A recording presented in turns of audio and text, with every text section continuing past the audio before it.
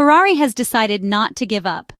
The 2025 Formula One season is difficult to interpret, as next year will bring the biggest regulatory overhaul in the history of the sport. Nevertheless, the Maranello team refuses to surrender to failure. It continues to push forward, attempting to turn around a season that began much worse than anticipated, and is proving to be a Formula One campaign that has fallen short of expectations. Numerous technical issues have held back the 677 project. What was meant to be a competitive car capable of fighting at the front has, unfortunately, failed to deliver. A look at the SF25 car's performance reveals that a race win has never been a realistic possibility. The Monaco Grand Prix doesn't count due to its unique nature as a street circuit. Among the problems identified is the rear suspension. The pushrod system has not worked as planned. Generally, it uses a slightly softer compression setup compared to direct rivals. The main difference lies not in the push versus pull dynamics, but in the spatial arrangement of the suspension arms, which results in a lower stiffness range and favors acceleration phases when the car squats. In fact, in the first 10 Grands Prix, the SF25 single-seater has consistently shown strong traction. However, the downside has been reduced high-speed stability, especially on tracks where the rear end must closely follow the front. Adding to this is a lack of downforce from the floor and the inability to set the underbody as originally intended, closer to the reference plane. Ferrari's updates to the suspension and floor are aimed at addressing this situation. It must be said that this is a particularly delicate matter. Finding the right balance between these components is always complex. Modifying the suspension kinematics has significant effects on a car, which must be thoroughly studied before they can be properly implemented. A relevant example is the Brackley-based team. Mercedes introduced a new rear pushrod at the Emilia-Romagna Grand Prix in Imola, where the team showed good pace in qualifying but lost ground over the full race distance.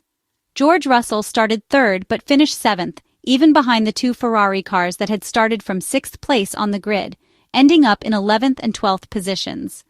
The team led by Toto Wolff then decided to shelve the suspension temporarily. The reason is clear. They needed to carefully analyze the data collected over the Emilia-Romagna weekend. Taking a step back allowed them to better understand how to integrate and fully exploit the new component, which returned in the Canadian Grand Prix and apparently delivered the expected performance, pending further confirmation in Spielberg. Given these events, a useful reflection can be made about Ferrari.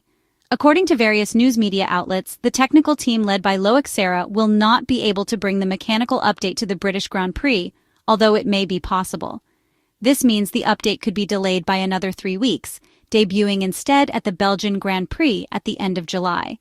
That would be round 13 of the 2025 Formula One season, which means past the halfway point of the championship. This invites a legitimate question. Why was Mercedes able to introduce such an update 2 months and a week earlier, at round 7? Is this due to Mercedes' rapid development, or rather due to Ferrari's slower pace? Assuming neither team is in contention for the world titles, is it even worth investing time and resources in this type of upgrade, namely resources that would otherwise be allocated to the 2026 Formula One project? Through the voice of Helmut Marko, Red Bull has already announced that after the Silverstone round, its focus will shift entirely to the new regulations. McLaren and Aston Martin have made the same decision, with the latter having already modified the AMR 25.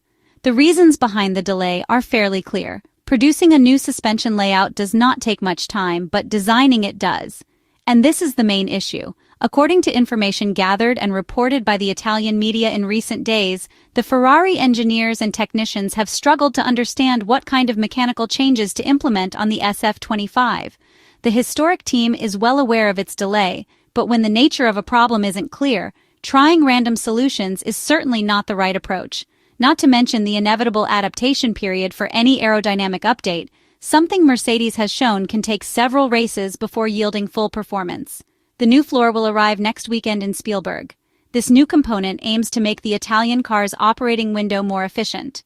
Once again, it won't be easy to find the optimal setup, as the aerodynamic map will be redefined.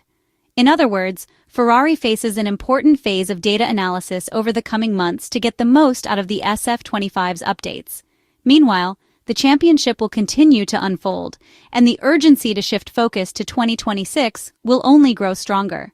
This is the situation Ferrari currently finds itself in, hoping that the positive impact of the changes will be felt quickly, giving some purpose to a season that, so far, has lacked any.